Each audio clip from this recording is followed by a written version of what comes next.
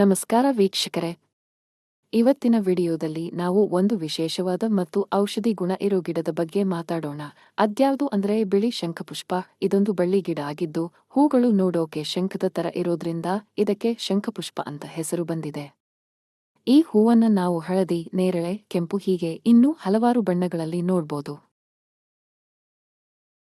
ವೈಜ್ಞಾನಿಕವಾಗಿ ಇದನ್ನ ಕ್ಲಿಟೋರಿಯಾ ಟೆರ್ನೇಟಿಯಾ ಅಂತ ಹೇಳಿದ್ರೆ, ಸಾಮಾನ್ಯ ಭಾಷೆಯಲ್ಲಿ ಅಪರಾಜಿತ ಅಥವಾ ಶಂಖಪುಷ್ಪಿ ಅಂತಾರೆ. ಇಂಗ್ಲಿಷ್ ಅಲ್ಲಿ ವೈಟ್ ಬಟರ್ಫ್ಲೈ ಪಿ ಅಂತಾರೆ. ಸುಮಾರು ಮನೆಗಳಲ್ಲಿ ದೇವ ಪೂಜೆಗೆ ಈ ಹೂವನ್ನ ಬಳಸೋದ್ನ ನಾವು ಗಮನಿಸಿರ್ಬೋದು.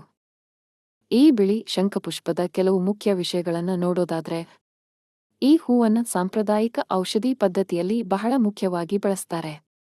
ನೆಟ್ಮೆಟ್ಸ್ ಸಂಸ್ಥೆ ಹೇಳೋ ಪ್ರಕಾರ ಇದು ಮೆದುಳಿಗೆ ಟಾನಿಕ್ ತರ ಕೆಲಸ ಮಾಡುತ್ತೆ ಮತ್ತೆ ನಮ್ ನರಗಳ ಆರೋಗ್ಯನ ಕಾಪಾಡುತ್ತೆ.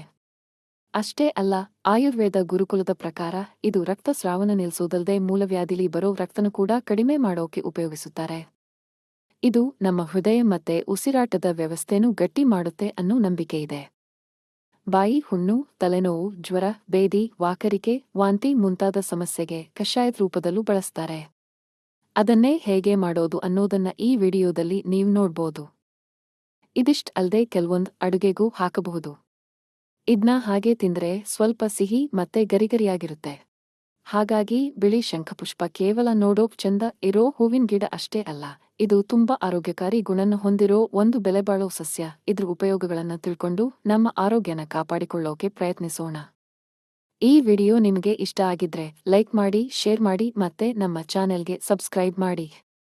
ನಿಮಗೆ ಏನ್ ಅನ್ನಿಸ್ತು ಅಂತ ಕಮೆಂಟ್ ಬಾಕ್ಸ್ನಲ್ಲಿ ತಿಳಿಸಿ. ಧನ್ಯವಾದಗಳು.